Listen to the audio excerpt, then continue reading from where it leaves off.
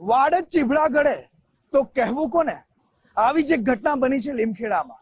લીમખેડાની એક સંસ્થામાં મધ્યમ વર્ગીય પરિવાર હોય કે વેપારીઓ હોય, પોતાના નાણાંની બચત કરીને તે ક્રેડિટ સોસાયટીમાં સેવિંગ કરતા હતા.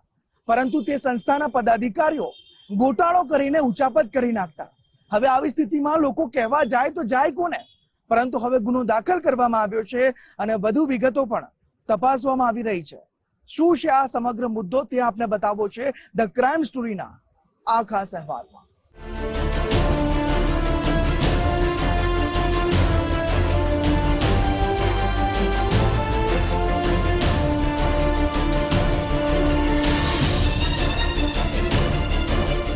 લાંબા ગાળે મોટી રકમ એકઠી થાય તે માટે મધ્યમવર્ગીય લોકો રોજ ચોક્કસ રકમની બચત પર ભાર મૂકે છે.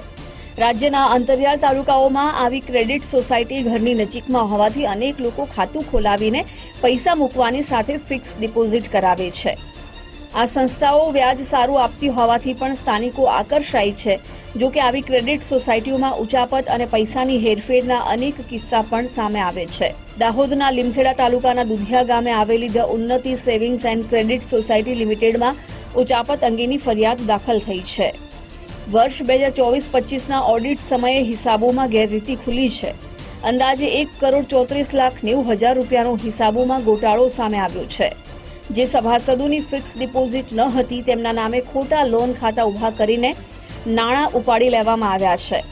આ ઉપરાંત ડેઇલી કલેક્શનના ગ્રાહકો પાસે ઉઘરાવેલી રકમ પણ ચોપડે ઓછી બતાવીને આયોજનબદ્ધ ગેરરીતિ આચરવામાં આવી છે.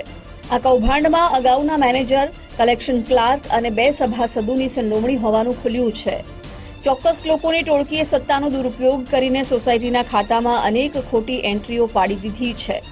હિસાબી ચોપડે જમા થયેલી રકમની સરખામણીએ વધારે ચૂકવણી થયાનું બોગસ ચિત્ર ઊભું કરીને સોસાયટીને આર્થિક રીતે પાયમાલ કરવાનો પ્રયાસ કરવામાં આવ્યો છે. આ ઉચાપત અંગે લીમખેડા પોલીસ સ્ટેશને ભરતભાઈ પટેલે નોંધાવેલી ફરિયાદના આધારે તપાસ હાથ ધરવામાં આવી છે. અમે દુધિયા મુકામે ઉન્નતિ સેવિંગ્સ એન્ડ ક્રેડિટ સોસાયટી મંડળી ચલાવી છે. એમાં 2 ગામની સંખ્યા છે, દુધિયા અને પીપળી. એ ગામોને લોકોની બચત, દૈનિક બચત અને એફડી એ સ્વીકારી અને લોકોને ધિરાણ પ્રવૃત્તિમાં રોકાયેલા હતા. અને એમાં 1,33,20,102નું અમારા સેક્રેટરી અને કર્મચારીએ થઈને ઉચાપત કરેલ હોય, જેની અમે એફઆઈઆર કરાવેલ છે. ધ ઉન્નતિ સેવિંગ્સ એન્ડ ક્રેડિટ સોસાયટી લિમિટેડના વર્તમાન સેક્રેટરીએ તત્કાલીન manager Rajendra Kumar Madhavlal Chauhan, collection clerk Bhaskar Kishanlal Chauhan અને 2 સભાસદો ધર્મેન્દ્ર અમૃતલાલ જયસ્વાલ તેમજ દિવ્યાબેન ધર્મેન્દ્ર જયસ્વાલ સામે પોલીસ ફરિયાદ દાખલ કરી છે. આ ક્રેડિટ સોસાયટીમાં રૂપિયા ભરતા અનેક સભાસદો અને નાના વેપારીઓ ઉચાપતની જાણકારી મળતા ચિંતામાં આવી ગયા છે. અમુક સભાસદોનો તફાવતની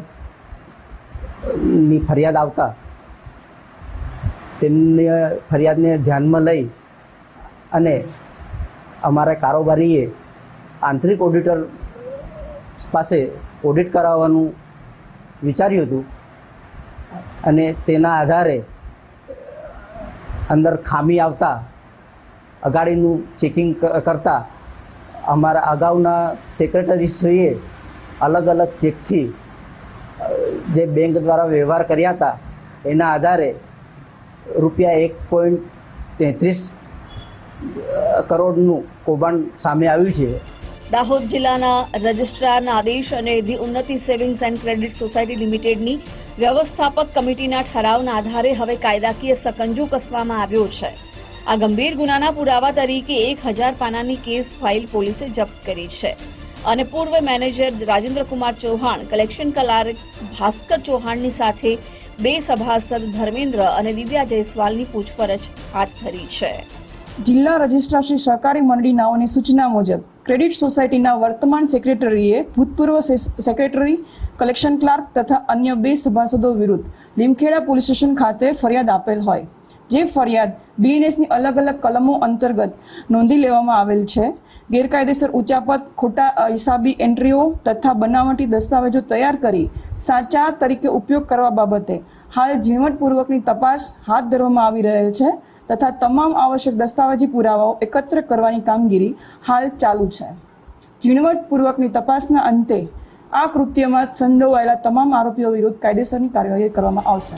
લીમખેડા પોલીસના મતે પાછલા 1-2 વર્ષના હિસાબોમાં ભલે ગેરરીતિ સામે આવે, પરંતુ દૈનિક બચત કરતા લોકોના પરસેવાની કમાણી પર આરોપીઓએ હાથ ફેરો લાંબા સમયથી શરૂ કર્યો હોવાની આશંકા છે.